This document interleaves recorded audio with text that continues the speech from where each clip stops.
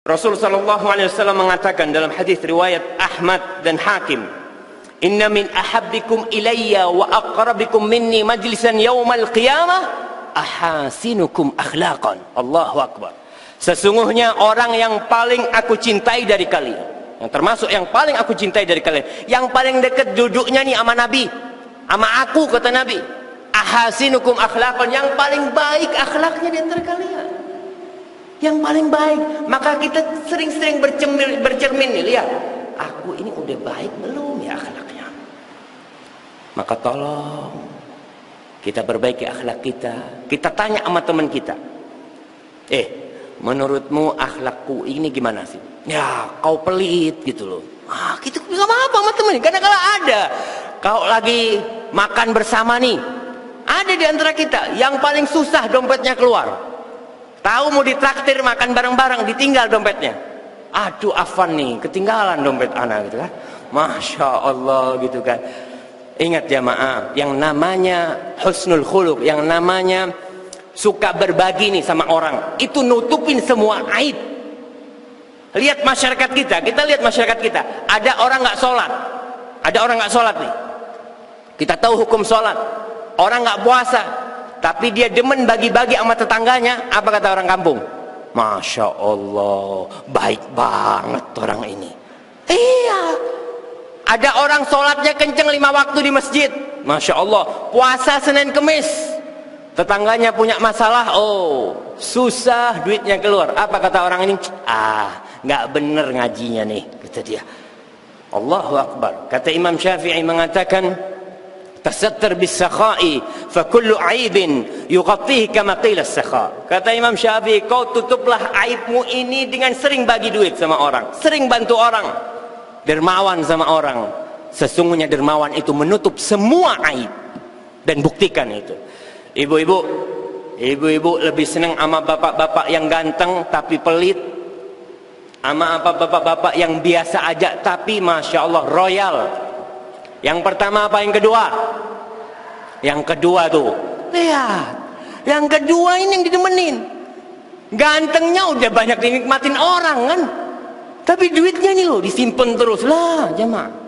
Maka ingat, akhlak mulia. Dan orang yang paling berhak mendapatkan akhlak kita, keluarga kita, istri, anak kita, bapak kita, ibu kita, keluarga kita. Dialah yang paling berhak mendapatkan penghormatan dari kita. Kita lihat dalam hadis disahihkan oleh Imam Bukhari, diriwayatkan oleh Imam Bukhari tentang seorang wanita yang masuk neraka gara-gara kucing.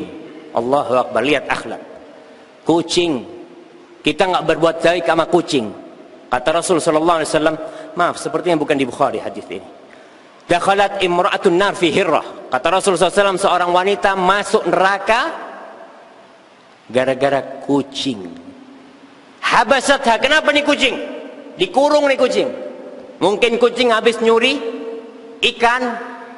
Masya Allah, itu ikan punya suami saya, Ustaz, dicuri kucing, anak sakit hati sama dia. Oke. Bagaimana solusi Islam? Ini perempuan masuk neraka gara-gara kucing. Itu dikurung, itu kucing, nggak dikasih makan. La hiya at'amatha wa la tarakatha ta'kul min khashashil ard. Nggak dilepas suruh cari makan di tempat lain. Tidak.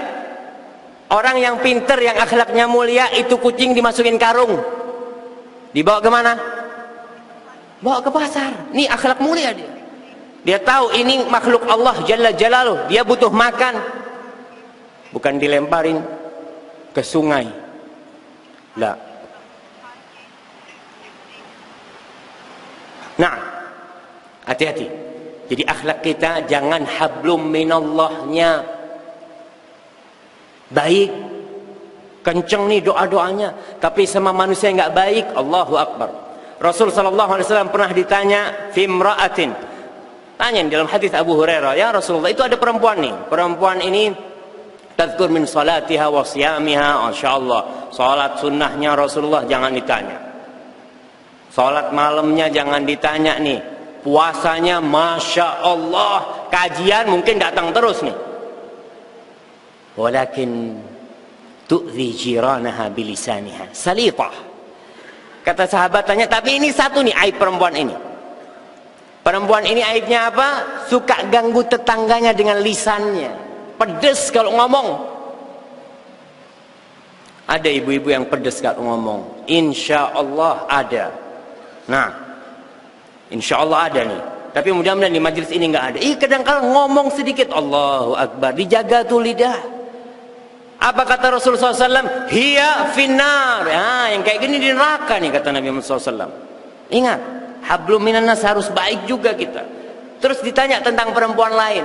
Dia sholatnya biasa-biasa. Allahu Akbar. Puasanya biasa-biasa. Tapi dia suka bagi-bagi sama tetangganya. Allahu Akbar. Lihat, orang yang baik sama tetangganya itu.